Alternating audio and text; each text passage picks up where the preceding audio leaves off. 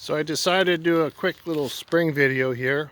Um, it's April 7th, and apparently to this planting guide I got here, there's a few things that you could actually start now. Onions, scallions, kale, fava beans. There's a few things apparently. So I did get some stuff in. I planted some onions in here, and I put a tarp on them just because it might get a little bit cold tonight over the next couple days. But some of the garlic, it's looking like, I don't know if you can see it. It looks like it has survived. There's a few different kinds in here, so I won't really know. It looks like some of it's coming back. So that was new, and there's some poking in over here. Most of this whole bed over there is all garlic. And most of it looks like it's going to survive. So I'm trying some new stuff this year because why not, right? Yeah, and then this bed over here, I got onion sets, and I direct sowed onion seeds. Because apparently you could if you can plant the scallions at this time, right? Then why can't you plant the onion sets? So we're gonna see how that goes. I've never done it before, and I'm hoping for the best. So I got some kale in here. I got some, I also planted some radishes. You can start those really early. But this is just a few things I got started already. Trying to reorganize some things. It's so mucky back here, I can't even walk. So we will see. And then I'm going to do, most of the rest will be tomatoes and just whatever I can throw in. But I'm excited to see how onions do, because I've never been successful. Now I bought some, and I tried to start them from seed, and they all failed miserably. Maybe it's just what I was doing. I don't know. I got a few, but it's like not even enough to plant.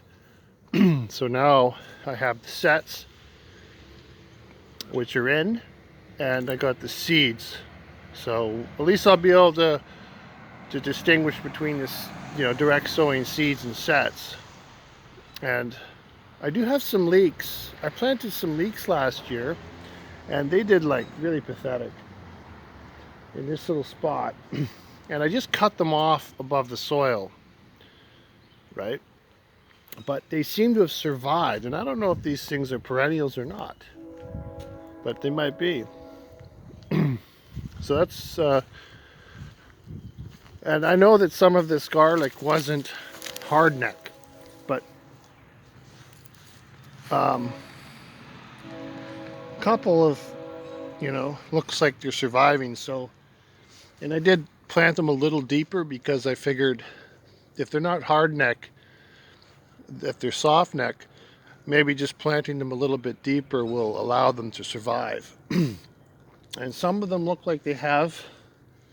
Some of them look like they've just died back at the top, which I expect anyways, right? It's getting covered with snow and ice. But I did give it a good leaves and mulch. And if they do survive and they're soft neck, maybe they will become hardier as I plant them every year. But I don't know how that works. Yeah, that's all I really got to show for now. I mean, inside I got a bunch of peppers. Last year I planted out roughly 600.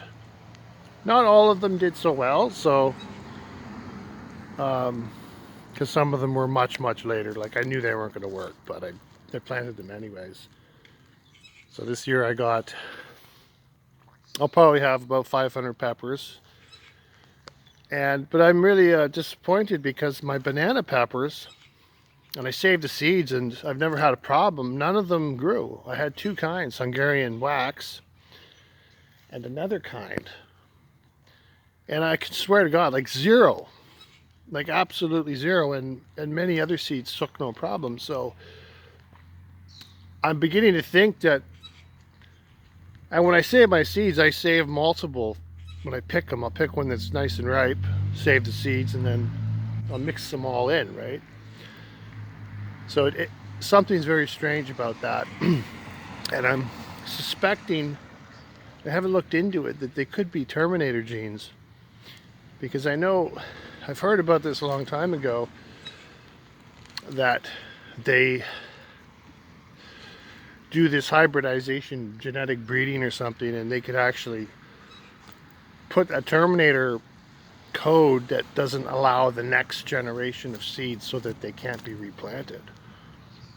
You know, like with GMOs, I think they were doing that with GMOs.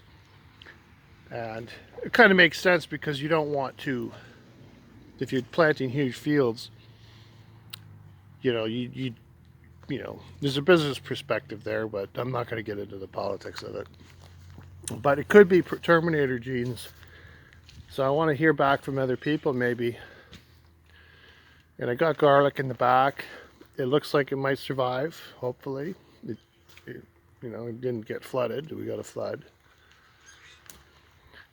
Yeah, so I'm getting excited here.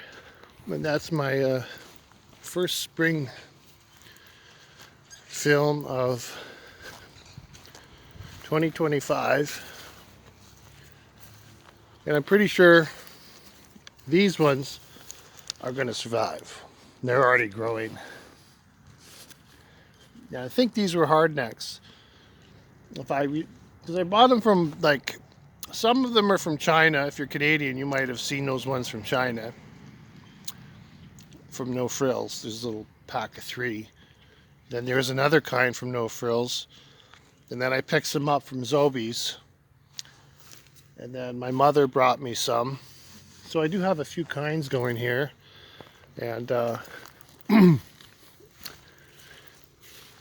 what I was thinking though is that onions and garlic, their season's going to be over probably in, it sounds like July or the end of July or August. So I'm going to have, you know, if it takes 4 months from now for these things to grow, then I'm going to have a lot of space for a fall crop. So I'm not too sure how that's going to work, but if, you know, if you pull all these onions out, you have all this space. I'm thinking I'm going to do like pole beans or bush beans, fava beans, or snap peas, you know, the winter peas.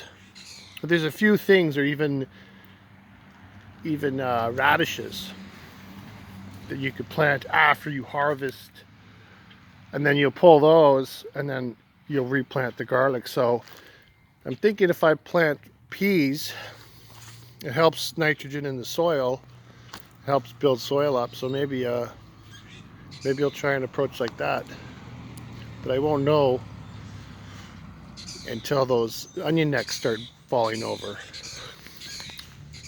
But I do have a bunch of new things I'm trying, way more than I've, you know, ever before, you know. But everything's a, you know, big swamp back here. I could barely get anything going, but I'm pretty excited. I'm excited to see if these onions will take, and the garlic, because it's just getting warm now. The garlic in the next few days is going to start coming up really good if it starts to come back, because it only took about 2 weeks for it to come up in the fall. With a bit of rain we got now, it should start shooting up really well. So I'll know if they're going to survive. So then that's and that is that. And maybe quickly, because it's almost at 10 minutes, I got some tomatoes I started inside. Hopefully you don't see too much of a mess in here. It's a bit of a mess. But I got some tomatoes, different kinds of tomatoes. I wanted to start some early. I got some broccoli I'm going to try to grow. So, and I do have some overwintered peppers, but I'll do that in a separate video. So I'll have a good spring planting. See you later.